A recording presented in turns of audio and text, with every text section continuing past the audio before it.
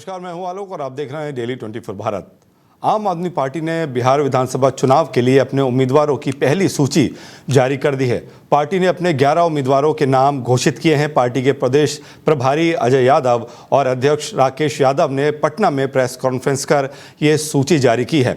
सूची में डॉक्टर मीरा सिंह, योगी गोपाला, अमित कुमार सिंह, भाव भारती, शुभम यादव, अरुण कुमार रमक, डॉक्टर पंकज कुमार, अजहर आलम, अरविंद नारायण ठाकुर, अशोक कुमार सिंह और पूर्व कैप्टन संजय सिंह के नाम शामिल हैं।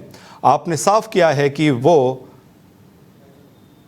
बिहार की सभी 243 सीटों पर अकेले चुनाव लड़ेंगे। पार्टी की रणनीति दिल्ली और पंजाब जैसे राज्यों में आजमाए गए केजरीवाल मॉडल को बिहार में लागू करने की है, जिसमें शिक्षा, स्वास्थ्य, बिजली, पानी जैसी मूलभूत सुविधाओं का वादा किया गया है।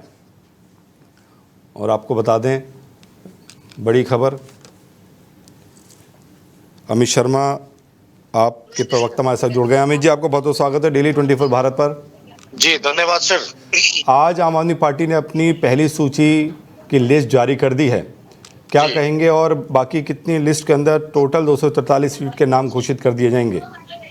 जी देखिए, ऐसा है कि हमने हर जगह चुनाव लड़ने का जो संकल्प लिया है और उतना ही ईमानदारी निष्ठा के साथ लड़ना है, लोगों को न्याय दिलाना है, देश की जनता को न्याय दिलाना है। इसलिए हम हर राज्य में प्रयास करते हैं कि हमारी जीत हो जी। और लगभग जैसे हमने जहाँ भी तैयारी की, हमने पंजाब से शुरू किया तो गोवा में भी जाकर के, गुजरात में जाकर के, कश्मीर में जाकर के, हर जगह हमारी सीटें आई हैं और उम्मीद रखते हैं कि हम बिहार में भी अच्छा परफॉर्मेंस दिखाएंगे, बिहार के लोगों को अच्छी शिक्षा व्यवस्था देंगे और बिहार के लोगों को, बुजुर्गों को पेंशन के बारे में सोचेंगे, स्वास्थ्य के बारे में सोचेंगे, बिजली के बारे में सोचेंगे। तो इस प्रक्रिया के साथ हम चल रहे हैं दिल्ली से संकल्प लेकर के, और पूरी देश में दिल्ली रोल मॉडल के ऊपर हम चुनाव लड़ रहे हैं जी। तो आज हमने पहली सूची जारी कर दी है। हमारे पूरी अरविंद केजरीवाल जी, हमारे जो मुखिया है, उनके नेतृत्व में सारा कारोबार देखा जा रहा है और पूरी चुनाव की प्रक्रिया देखी जा रही है। तो आगे जल्द ही आपको और भी सूचियों के बारे में आपको जल्दी से पता चल जाएगा जी। और अभी हम जिस तरीके से कार्यकर्ता हमारे उत्सव मना रहे हैं बिहार के अंदर, और हम जिस तरीके से अपना ग्राउंड बना चुके हैं, तो हमें उम्मीद है कि हमारा बहुत अच्छा परफॉर्म रहेगा बिहार के ऊपर। अमित जी, क्योंकि आप महागठबंधन से अलग हो चुके हैं और अकेले ये तमाम 243 सीट पर चुनाव लड़ रहे हैं, अगर मैं आपको ज़मीनी हकीकत की बात पूछूं तो कहां स्टैंड कर रही है इस वक्त आम आदमी पार्टी? देखिए, आम आदमी पार्टी कहाँ स्टैंड कर रही है, आम आदमी पार्टी के स्टैंड के लिए ना तो हम बता पाएंगे, ये तो बिहार की जनता बताएगी, क्योंकि दिल्ली ऐसा प्रदेश है जहाँ पे प्रवासी हैं जी। और बिहार की जनता दिल्ली के अंदर बहुत ज्यादा सफर करती है। तो बिहार से ही हमारे लग रहा है कि 40% 50% हमारे बिहार के भाई है हमारे दिल्ली के अंदर, और जो सुविधा को लाभ उठाना है अरविंद केजरीवाल जी का जी, तो वो बहुत अच्छे से उठाए। और उन लोगों ने ही रेफरेंस किया कि भाई आप बिहार में आओ और बिहार में आप चुनाव लड़ो। तो हम बिहार में भी उसी प्रकार से चलेंगे और बहुत अच्छा परफॉर्म आएगा, जैसे हमारा पंजाब में आया, गोवा में आया, गुजरात में आया, हम बिहार में भी पनप जाएंगे और हमारा सरकार एक ना एक दिन बनेगी। हाँ, ये नहीं कह सकते कि इस बार सरकार बना के ही आएंगे, क्योंकि हम गठबंधन से बिल्कुल अलग है और इंडिविजुअल चुनाव लड़ रहे हैं, हमें किसी गठबंधन से कोई मतलब नहीं होगा। अमित जी, आम आदमी पार्टी के स्टार कैंपेनर कौन रहेंगे? देखिए, स्टार कैंपेनर तो हमारे आम आदमी पार्टी में बहुत सारे लोग हैं, जो सारे ही स्टार हैं, जो अरविंद केजरीवाल जी, क्योंकि हमें झूठ बोलना नहीं, हमें पॉलिटिक्स करना नहीं, हमें तो अपनी खूबियां गिनवानी है कि हमने क्या किया और क्या कर सकते हैं जी।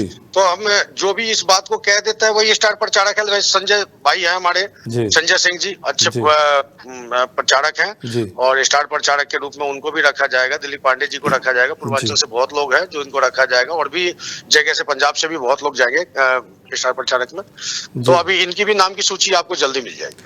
अमित जी, मैं एक बात और जानना चाहूंगा आपसे, जो लिस्ट आप लोगों ने जारी की है उसमें क्राइटेरिया क्या रहा है, क्या चीजों को देख के आप उम्मीदवारों के नाम सेलेक्ट कर रहे हैं?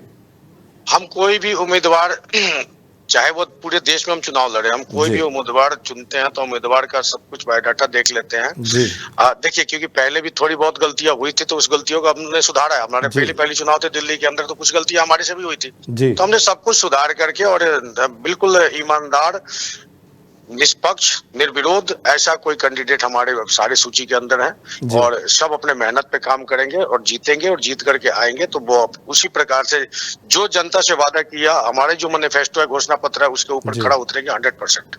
अमित जी, बहुत बहुत धन्यवाद हमसे जुड़ने के लिए, तमाम जानकारी साझा करने के लिए। तो आपको एक बार फिर से बता दें, आम आदमी पार्टी ने बिहार चुनाव के लिए अपने 11 उम्मीदवारों की लिस्ट जारी कर दी है। मध्य प्रदेश और राजस्थान में कफ सिरप के इस्तेमाल से बच्चों की मौत के मामले ने पूरे देश को हिलाकर रख दिया है।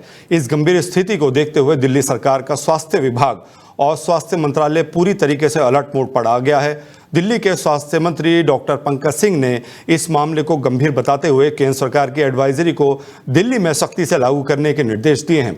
दिल्ली के स्वास्थ्य मंत्री ने स्पष्ट किया कि अब दिल्ली में 5 साल से कम उम्र के बच्चों को खांसी की वो दवा नहीं दी जाएगी जिसके इस्तेमाल से अन्य राज्यों में दुखद घटनाएं सामने आई हैं।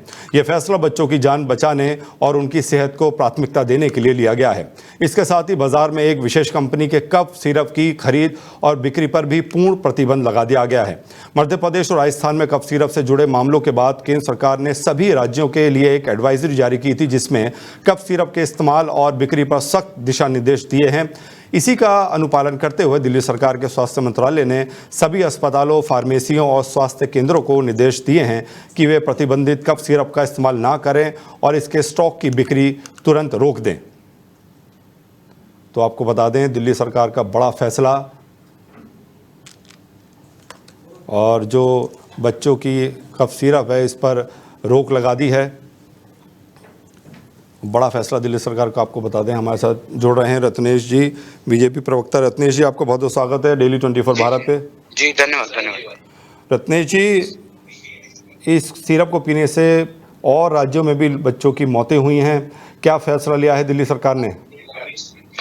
देखिए, अभी फिलहाल जो भी जिम्मेदार थे उस सिरप के डिस्ट्रीब्यूशन के लिए या उस सिरप के जितने लोग भी जिम्मेदार थे जो लिखा था उनके ऊपर कार्रवाई की जा रही है और सरकार बाकायदा उस कंपनी, वो ऑलरेडी ब्लैक लिस्टेड है, इस बात की जांच की जाएगी कि क्यों उस कंपनी को टेंडर गया और कैसे उस कंपनी को क्या कहते हैं वितरण की जिम्मेदारी मिली और इस पर सरकार आगे कार्रवाई करेगी। प्रत्येक व्यक्ति की, प्रत्येक बच्चे की जान हमारे लिए बहुत महत्वपूर्ण है और जो भी जिम्मेदार है इस बात के लिए उन सब के ऊपर कार्रवाई की जाएगी। सरकार इस पे एकदम निरंतर निगाह रख रही है, निरंतर काम कर रही है। रत्नेश जी, क्या कुछ जानकारी आपके पास, कितनी मात्रा में ये दवाई दिल्ली में भी डिस्ट्रीब्यूट हो चुकी है, बताइए थोड़ा। अब देखिए, अभी तो इस बात का कोई सटीक आंकड़ा मेरे पास नहीं है, लेकिन अगर कोई डिस्ट्रीब्यूशन की बात होगी तो दिल्ली सरकार उसको रुकवाएगी और मुझे जहां तक पता है कि उस सिरप के डिस्ट्रीब्यूशन पे साथ रोक लगा दी गई है। जी रत्नेश जी, केंद्र सरकार की क्या एडवाइजरी है, थोड़ी ये भी जानकारी दीजिए हमारे दर्शकों को। देखिए, एडवाइजरी को लेकर जिस प्रकार से ये घटना, जब से घटनाक्रम सामने आया है, केंद्रीय स्वास्थ्य मंत्रालय भी उस पर नजर रख रहा है और उसके डिस्ट्रीब्यूशन को लेकर सभी राज्यों को गाइडलाइंस दी गई हैं और उस सिरप को आगे किसी भी सरकारी योजना, अस्पताल में या किसी भी सरकारी स्कीम के तहत वितरण ना किया जाए, इस पे सरकार ने स्पष्ट तौर पर कह दिया है और उस कंपनी के खिलाफ कैसी गड़बड़ियां थी, क्या गड़बड़ियां रही, उस पर सरकार निस्संदेह पूरी कार्रवाई करेगी। बहुत बहुत धन्यवाद रत्नेश जी, हमसे जुड़ने के लिए, तमाम जानकारी साझा करने के लिए।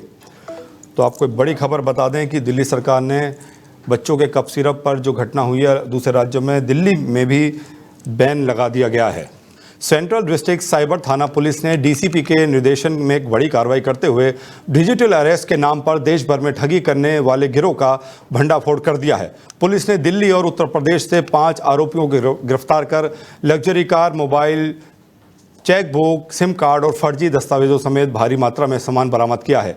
गैंग के सदस्य खुद को एनसीबी और पुलिस अधिकारी बताकर लोगों को वीडियो कॉल के जरिए डराते थे और खातों से लाखों रुपए निकलवा लेते थे।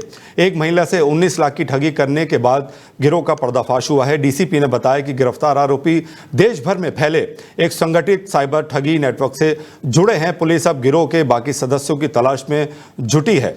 Central range under the leadership of Joint CP Madhur Verma sir एक इनिशिएटिव लॉन्च किया था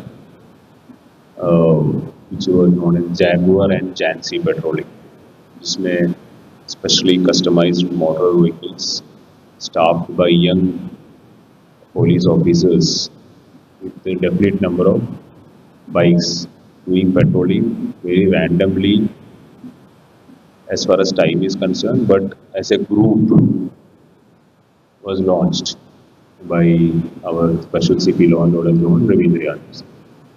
So North District और Central District में ये लॉन्च किया था तो सेंट्रल डिस्ट्रिक्ट में we had launched close to 30 motorcycles in which men police officers were riding them and 5 Jhansi women patrolling bikes also. अब इसमें बहुत काफ़ी सक्सेस हुआ है. That is by central range under the leadership of joint CP Madhur Verma sir एक initiative launch किया था जो known as jaguar and Jancy patrolling, जिसमें specially customised motor vehicles staffed by young police officers with definite number of. बता दें, इस पे ज़्यादा जानकारी के लिए हमारे संवाददाता वसीम जुड़ रहे हैं. वसीम, ये जो अपराधी थे उनको पकड़ा गया है जो डिजिटल अरेस्ट के जरिए लोगों से ठगी करते थे, और क्या कुछ जानकारी है कितने लोगों के साथ इन्होंने ठगी करी और कितनी रकम लोगों से इन्होंने ऐठी है अभी तक? जी मैं बताना चाहूंगा, अभी आंकड़े जो है साफ नहीं है, लेकिन ये देखा गया है कि इनकी तरफ से जो ठगी का जो मामला है डिजिटल अरेस्ट करके ये पढ़े लिखे लोगों को भी शिकार बनाते थे और वो उनके झांसे में आ जाते थे और उनको जो अपने एक क्राइम में और उनसे ये काफी तरीके से पैसे ऐंठते थे. अभी पुलिस इस पर जांच कर रही है और अभी जांच में खुलासा होगा कि कितने लोगों के साथ इन्होंने इस तरीके की हरकत की है और क्या क्या सामान इनके पास से बरामद हुआ है. इनके पास से तमाम वो चीजें यूपीआई पेमेंट के जो है गूगल पे जो जहाँ पे ये अपनी पेमेंट लेते थे वो ट्रांजैक्शन के सारी चीजें इनके पास अवेलेबल हुई हैं. काफी इनके पास डाटा मिला है और साथ ही साथ कई लैपटॉप वगैरह भी इनके पास से मिले हैं. तो वसीम, ये दिल्ली के अलावा और किस राज्यों से इन अपराधियों को पकड़ा गया है? और देखिए अभी इस पर चल रहा है, दिल्ली यूपी से अभी ये पकड़े गए हैं और भी जो पुलिस है इस पे जांच कर रही है और इनके जो ठिकाने हैं और इनसे कौन कौन लोग इनके संपर्क में हैं और किन इनके तार कहां तक जुड़े हैं वो पुलिस इस मामले को पूरे तरीके से खंगालने की कोशिश कर रही है. वसीम, कई बार देखा गया है जो डिजिटल अरेस्ट के शिकार होते हैं वो ज़्यादातर पढ़े लिखे लोग ही हैं. इतनी जागरूकता होने के बावजूद ये लोग कैसे शिकार बन जाते हैं, और आपको क्या लगता है कि पुलिस को और इसका जागरूकता अभियान को चलाना चाहिए?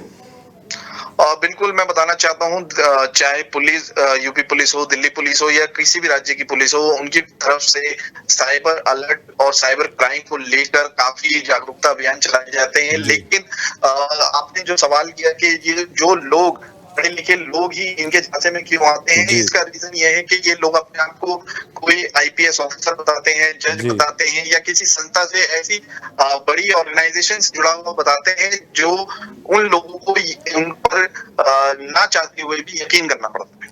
वसीम, बहुत बहुत धन्यवाद हमसे जुड़ने के लिए, तमाम जानकारी साझा करने के लिए. तो आपको बता दें, दिल्ली पुलिस की बड़ी कामयाबी, जो डिजिटल अरेस्ट के ठगी लोगों से जो करते थे उनको पुलिस ने गिरफ्तार किया है. दिल्ली स्थित मजनू का टीला इलाके में डीटीसी की इलेक्ट्रिक बस में अचानक आग लग गई.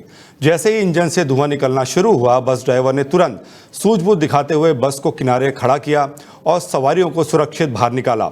बस ड्राइवर और कंडक्टर ने पहले खुद आग पर काबू पाने की कोशिश की, लेकिन जब मामला बढ़ गया तो उन्होंने पुलिस और दमकल विभाग को जानकारी दी. करीब 2 घंटे बाद आग पर काबू पा लिया गया. सूचना मिलते ही नज़दीकी दमकल स्टेशन से 3 दमकल गाड़ियां मौके पर पहुंची. तब तक आग ने बस को पूरी तरीके से अपनी चपेट में ले लिया था. करीब 2 घंटे बाद आग पर काबू पा लिया गया.